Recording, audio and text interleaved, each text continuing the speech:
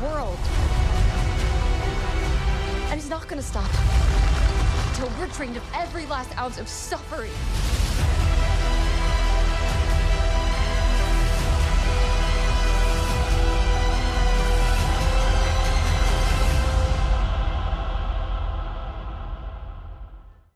Welcome back, everyone. It's Charlie. Netflix finally officially released the Stranger Things Season 5 trailer. They unofficially posted it yesterday, so maybe you've watched it a couple times already in like super grainy SD, but now we have a shiny HD version of it. So we will break down all the WTF moments, Easter eggs here, and the weird release schedule they do have for the last couple of episodes, because they are releasing this in a theater for the final episode, so you'll be able to watch it at home and watch it at the theater with your friends.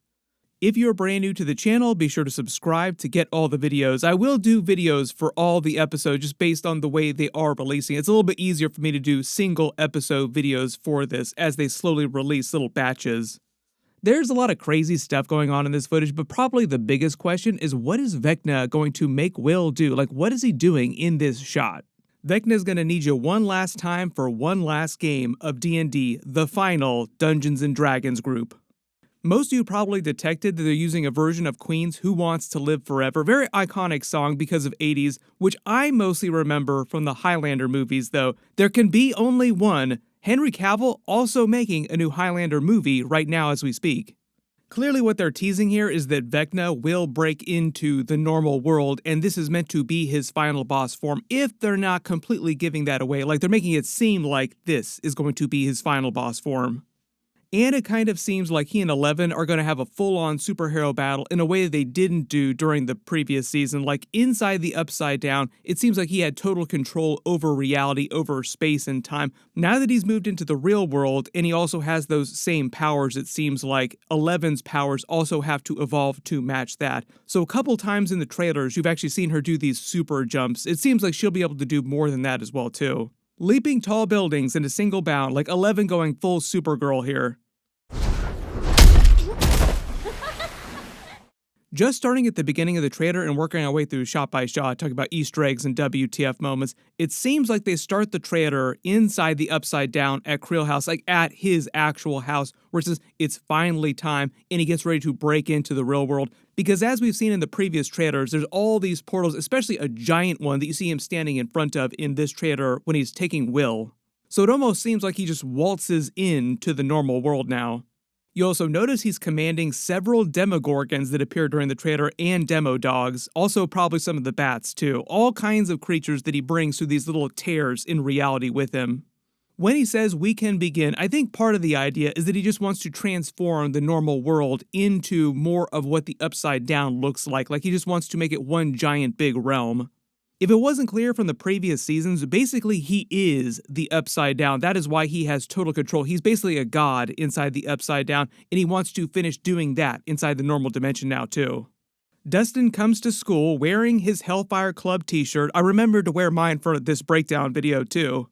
They show a little bit of the damage inside the town center. Part of the idea is that they've been under military quarantine since the events of last season, which is what they talk about a couple times during this trailer here, where they're sneaking around through these back doors and little secret alleyways, secret passageways that they develop. That is because of the tears into the other dimension, like the military notices and immediately moves in and quarantines the entire town. Then there's a new shot of Hopper and Eleven with the flashlights inside what looks like the Upside Down, but this could start to become the normal dimension. Like, eventually the normal dimension will start to look like this. When the extended Dungeons & Dragons group, like now they have all the extra members here with them talking about their plan here, notice that Dustin's face is all kinds of messed up. Not totally clear what's happened here, like maybe he's tried to fight a Demogorgon and one of the demo dogs at some point, or maybe he got in a fight. Then we notice Elle do a Supergirl super jump over this fence here. It looks like one of the military's fences, so maybe this is inside the normal dimension.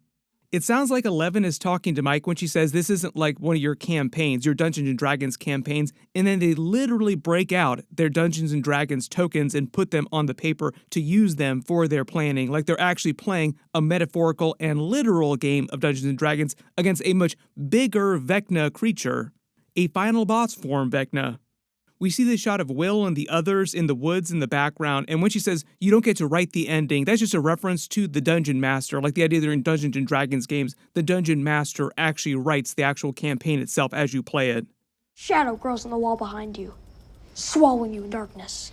It is almost here. What is it? What if it's the Demogorgon? It seems like Nancy and Jonathan watch as a giant tear opens up to the Upside Down. This is probably when Vecna actually comes into the normal dimension. Not totally clear what's going on with this tendril of smoke rising through the radio tower here. They start to notice more tears opening up in the ground all over the town, just like you saw at the end of last season. Basically, Vecna is tearing the barrier between dimensions until they become one dimension. Seems like Nancy's starting to lose it here, watching blood off of her hands. Not totally clear what's happened here, like what fight she's been in, why she has blood all over her hands. Maybe somebody dies during this. We will see if they have the balls to kill off any of the big characters. My assumption is that probably not. Like, the Dungeons & Dragons group will all probably survive. There are also supposed to be a bunch of spin-offs that Netflix is working on for this. I don't know which characters will show up on those spin-offs. Maybe none of them, maybe some of them. We will see. Not totally relevant for this video, but also important, the Duffer Brothers are going to Paramount so they can actually do live-action movies that they release in movie theaters. But also, just because they're leaving and they're ending the main Stranger Things series doesn't mean that Netflix wants to stop making Stranger Things-related stuff inside the universe, which is why they'll probably do spin-offs with other showrunners. As far as I know, they have not revealed what those spin-offs are going to be yet. Probably one of the other biggest things that is making people worried about this new trailer is that this is one of the only shots of Steve that's in the actual trailer footage. Now, he's probably going to be fine at the end of the season. There just only happened to be a couple of shots of him in this trailer, but you can let me know what you actually think is going on. They really want to pull on your heartstrings and make you start theory crafting about who's going to survive this. Just seems really ominous that they only put him in this trailer in like one or two blink and you'll miss it shots, and that's it. There's a shot of Eleven and Hopper squaring off against someone or something inside this facility here. Not totally clear what's going on, if she's getting ready to fight Vecna or Demogorgons, Demodogs, or even the military itself. My assumption is that this red energy that's radiating inside the Upside Down from Creel House is when Vecna just issues this big burst and the dimensional tears open up even wider. Like, this is probably earlier in the season. This isn't meant to be from like the very end of the season. Like, I don't think they're giving away the actual finale here. Then it looks like Lucas gets caught by a Demogorgon inside one of the tunnels under the city. It almost looks like Nancy here is actually using one of the guns inside the military base against one of the military, but maybe there's some creatures that she's firing on in the background, like she's not firing on actual humans. Otherwise, after they solve the problem of Vecna here, Nancy probably going to have to go to jail for a very long time. There's this really crazy shot of the red lightning between the clouds here. I actually love the visual effects going on here, but I think this might still be inside the Upside Down. Dustin gets this voiceover that they break up over a couple different shots where they talk about staying true to themselves and true to the Dungeons & Dragons group. Like, they all rally around each other. There's a lot of It Losers Club vibes here, where part of the idea of the Losers Club and how they actually defeat It, the Pennywise creature, is they actually overcome their childhood trauma, and it's more of a psychic mind space kind of battle. So that might be how they defeat Vecna during this too, in a very It Pennywise kind of way. Fear. Part of the idea is that yes, there will be a superhero battle between Vecna and Eleven, but it won't just be Eleven by herself defeating Vecna and perma-killing him. It'll be like the entire group working together, the same way the Losers Club works together to kill Pennywise. There's another real quick blink and you'll miss it shot of Lucas taking the unconscious body of Max from the hospital here, saving her from what seems like demo dogs. So it seems like she hasn't woken up at this point yet. There were a couple other shots of her in the previous trailer too, where it seems like she's just on the cusp of waking back up, and I think it's pretty easy to assume that she's going to wake back up before their final boss fight. There's another real brief shot of Linda Hamilton firing on something with a handgun. I'm assuming it's probably one of the demo dogs or one of the Demogorgons.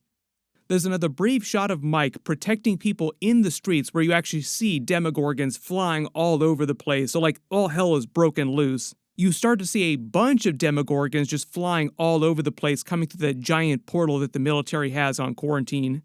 There's a real quick time jump. You see all the military seem like they're dead, and Vecna inside the normal world having walked through the portal. So they are trying to make it seem like this is from the final boss fight, but I don't think that that's actually the case. I think this is meant to be like right before the final episode. Like this will be a cliffhanger right at the end of whatever like the next final episode is before the actual finale. Notice just like 11, you can actually see him using telekinesis inside the normal world.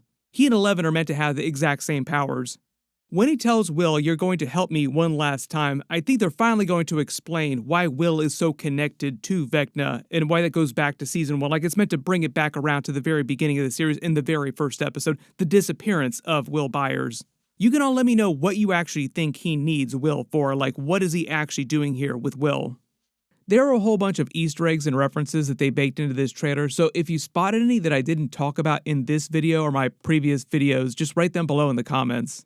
Just a reminder, they're releasing the first batch of episodes on Thanksgiving, then the second batch of episodes on Christmas, and then the final episode, like the one final episode on New Year's. And supposedly that final episode is supposed to be almost 2 hours long. I don't know what the actual run times are. They just say close to 2 hours long, like full movie length. We will probably get some more details about actually watching this in a theater, like which theaters will be playing the actual finale and what days it'll be available on, because what they'll probably do is play it on Netflix before it's available in theaters. Like you won't be able to watch it early in theaters. You have to watch it on Netflix, and then like a day or two later, then you can go watch it in a theater. There's a bunch of stuff happening this week. Friday is Halloween, so they're releasing It Welcome to Derry Episode 2 early for Halloween. I will do a video for that after they release it, so be sure to enable alerts for my channel so you don't miss that. Whole bunch of scary monsters during Halloween makes sense. Vecna and Pennywise. Netflix also quietly dropped all the Witcher Season 4 episodes, so I will try to do at least one video for the ending of that. That should post by Saturday, so look out for that too. Everybody click here for all my It Welcome to Derry episode videos and Pennywise stuff, and everybody click here for all my Stranger Things videos. Thank you so much for watching, and I'll see you guys in the next one.